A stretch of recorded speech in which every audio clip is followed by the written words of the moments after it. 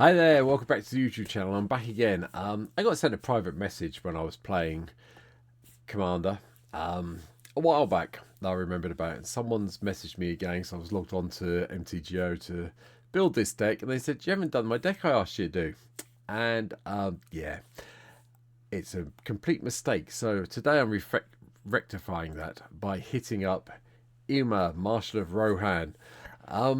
Yeah, I have a bit thing about legendary creatures, and yeah, probably should have done this one ages ago. But hey, we're here now. We're catching up. Thank you to the person who sent me the message. You've asked me not to name you, so I haven't done. But I do appreciate you reminding me about Eomer. So, for those of you who don't know, 2 in double red for a 4/4 human knight has haste, and whenever one or more attacking legendary creatures you control die, untap all creatures you control. After this phase, there is an additional combat phase. This ability only triggers once each turn. Double combat off a legendary creature. Your creatures are going to get killed in combat. Yeah, how are we going to make this work? Well, it's really simple, isn't it? We just have the deck absolutely packed to the brim with legendary red creatures, and we take it from there and have a real bit of fun. So, that's what we're doing with today's deck, and here we go, and I hope you enjoy it immensely.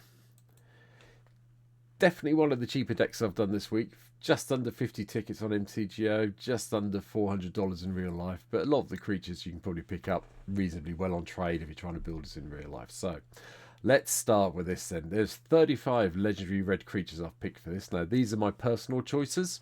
You can pick any legendary red creatures you want to, but these are the ones I think works well with Emma. So Felden starts, can't block, has haste, deals damage, exile that many cards on top of your library, choose one of them until the end of your next turn you can play it.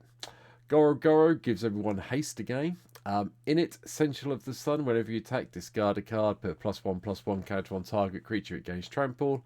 And when we discard one, exile the top card of our library, we play until our next turn. Arnie Metalbrow lets us put other creatures into battlefield by paying some mana when they attack. Briggy, God of Storytelling, gives us some red mana every time we cast a spell. Harnfell, Horn of Bounty can be played in a pinch, but you really want Briggy for this one, just to keep the mana flowing for your legendary creatures. Captain Lannery Storm helps that by giving us treasures when he attacks. Gimli of the Glittering Cave just gets bigger and bigger and bigger, because every creature you control is going to be legendary, so he's always going to get a +1/+1 card whenever you cast anything. Gloin, the Dwarven Emissary, is also here. We cast a historic spell, we get a treasure token. Okay, it triggers once a turn, but it's still an extra treasure to help us get there for the next turn. Godric, the Cloaked Reveler, also comes in. Hopefully we'll get a couple of non-land permanents enter, which turns a Godric into a 4/4 flying dragon. Just like to point out, this comes into play, you get a treasure. This comes into play, you've got another non-land permanent. Yeah, you get your dragon straight away. Lilia, the Blade Reforged, had to be here just for the whole exiling, making it bigger. Squee comes in for more goblins attacking. Atushi, the Blazing Skies, here to give us more treasure when it dies, or exile our cards if we need to. Delina, the Wild Mage, creates a token copy that's not legendary. So you can have 2 creatures attacking that are the same type, and if you roll 15 to 20, you get to do it again. So we're not going to complain about that at all. Gimli, Counter of Kills, comes in. Whenever a creature an opponent controls dies, it deals 1 damage to that creature's controller. Hazoret, the Furtherant, can't attack unless you've got 1 or fewer cards in your hand, or block for that matter, but you can discard a card to basically shock each opponent, which kind of might give you a win. Headliner Scarlet from the Clue set comes in. Target creature, when it enters, creature's target player controls can't block this turn. And when we get to the beginning of our upkeep, we can exile the top card of our library face down, look at it and play it this turn. Nahib, the Dreadhorde Champion, it gives us mana for discarding cards. Oja, Axlor, Deepest Might. Yeah. Doesn't really do much non-red damage in the deck. I'll be honest, there's not that much sources. But at the end of the day, it's a 4/4 for 4 mana that has trample and is legendary. Hence why it's here. Onathon Hero Lavenbrook comes into play. Doesn't really help a view this much unless you've got a comes into play effect. I have used this in effect in the past to cover, to copy a Tuza to get those treasure tokens, so that kind of works. But bear it in mind, you've got to make sure you've got something that's non-legendary. If you've got some of your copies coming in off our Delina, then that works just as well. Anyway, Porphyros, yep, creature enters, deal 2 to each opponent. Elena, Keswick, Thrapper, add an amount of red mana equal to the greatest power amongst creatures you control that enter the battlefield this turn, so nice little bit of ramp in red. Dragonhawk fakes Tempest, does a whole attacking and exiling thing. Ilarg just lets you put another creature card from our hand into the battlefield tapped and attacking, and you get to bounce it back if it's still alive. Karlek, the Fury of Atherus, lets us do the whole additional combat step if we need to, because all our creatures gain first strike. Nahib, the Eternal, just at the beginning of your post-combat main phase, add red to your mana pool for each one life your opponents have lost this turn. Flarg and Nazari, because I just like having some random fun, and this is probably the most random fun card you can get. Porphyros, the Bronze Blooded, it comes into play, that you do the whole put a creature into play and sacrifice it if you need to, so that works. It gives all your creatures haste as well, so another way around the attacking problem. Riona, the Fire Dancer, we're not really going to be casting that many instants and sorceries. We have a few, but yeah, though, you might get some copies of the tokens if you want to. But again, I just like playing it because it's just one of my favourite red creatures. So, does it work in this deck? No. Can you take it out? Probably yes, but it's here because I enjoy it.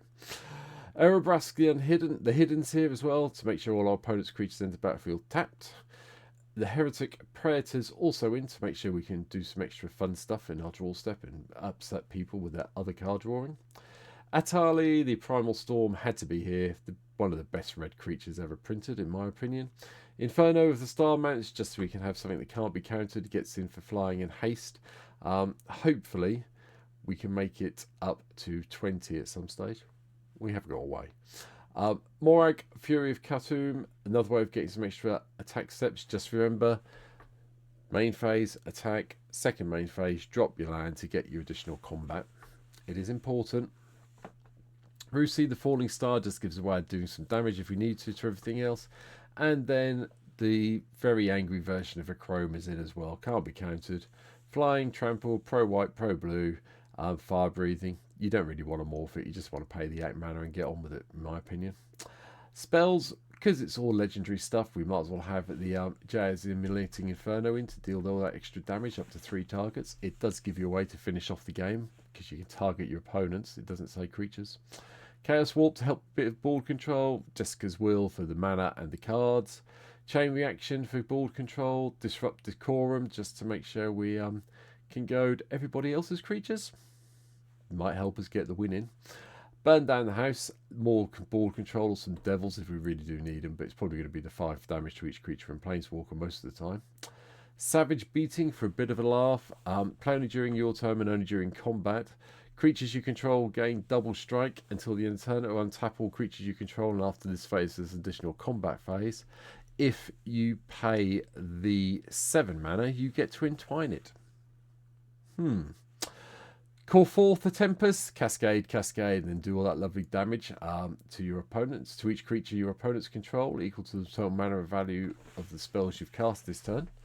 And a bit more ball control, Blasphemous Act at the end to finish it all off. Ramp is fairly heavy and it's all concentrated in artifact land. Obviously we're in mono red, so it's difficult to do anything else if you just want to concentrate on legendary creatures. So we've got Mox Amber because we're playing legendary creatures, so you might as well have the Mox in. Mox Tantalite and Soul Talisman for some suspending ramp. Elixir of Immortality because, you know, legends are immortal. Yeah, okay. This is here in case things go pear-shaped. You can shuffle your deck and gain some life. And then a whole load of ramp with Soul Ring, Arcane Signet, Fire Diamond, Mind Stone, Ruby Medallion, Thought Vessel, Heraldic Banner, because obviously you can name red. And then probably the best mono-coloured ramp spell artifact spell you can get is Throne of Eldraine. Yeah, 5 mana that gives you 4 back straight away or some card draw. Not going to complain about that. A few enchantments for a bit of fun. Expedited Inheritance. Whenever a creature is dealt damage, its controller may exile that many cards from the top of their library. They play those cards until the end of the next turn. But that is everybody, so that works both ways. Don't mind. Impact Tremors, because that's one way of getting damage into our opponents. Fever, just another way of giving all our creatures haste. Shared Animosities in here for a laugh. Now, I'm going to be honest, I haven't been through the deck and worked out how many I've got of each creature type and all the rest of it. I don't think Legendary will work because it's a super type, so we'll ignore that. But there might be some humours, there's going to be some knights, there's going to be all sorts of things, so why not have a bit of fun with shared animosity in the deck. Fiery Emancipation, just to make sure we can get our legends in for doing a whole load of damage. Sunbird's Invocation, just to give us a Persuado Cascade effect when we cast a spell. And then Charred Foyer, Warp Space to exile the cards and then play something for nothing from the top with Warp Space when it's unlocked. Lands, pure red lands, Arena of Glory, all the pay 1 life, go and find a mountain lands are in the deck. Yeah, I just went with that for a change today. Castle Embereth to pump all our creatures up a little bit more. Mikkel to draw some cards if we need to. The Mines of Moria if we do want to exile cards from our graveyard to get some treasures for some reason.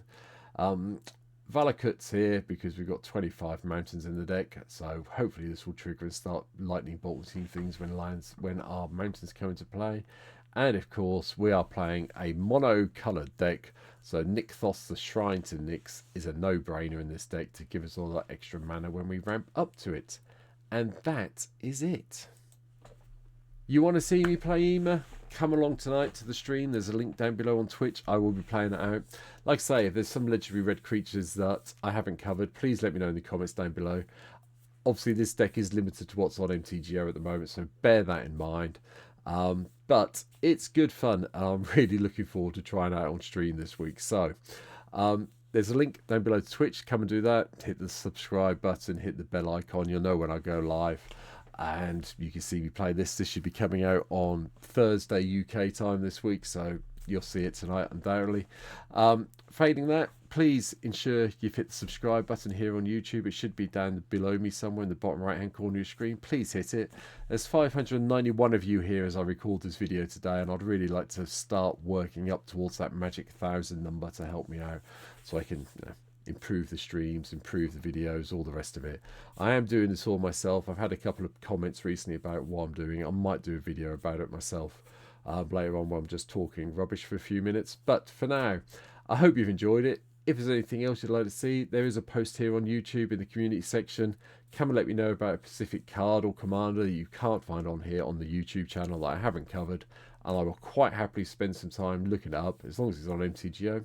You'll see a deck in the future while we wait for a new set to hit. So for now, thanks for watching, take care, and I'll hopefully meet you very soon on stream, or you'll leave me a comment and I can talk to you that way.